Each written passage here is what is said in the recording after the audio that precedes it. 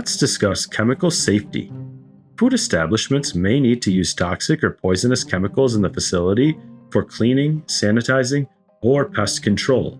However, it's very important that there are procedures in place to keep these chemicals from contaminating the food and ensure that they are safely stored, dispensed, used, and disposed of.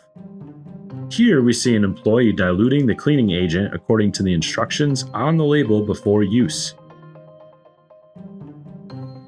All poisonous or toxic materials must have a legible manufacturer's label on the container that also includes the manufacturer's use directions, dilution rates, applicator recommendations, and any other conditions established by the manufacturer or regulating authority.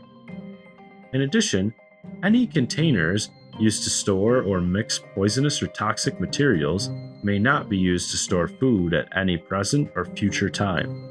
A good practice is to label these containers for chemical use only, like we see here.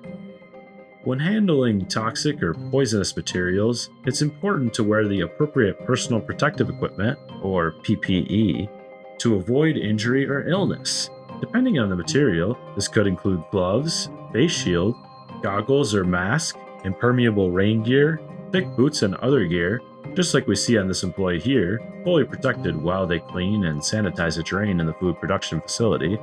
Let's conclude our discussion on chemical safety by reminding you that you must dispose of poisonous and hazardous materials used in the food establishment according to law to prevent contamination of water, soil, and other natural resources, and also to prevent hazards to human health.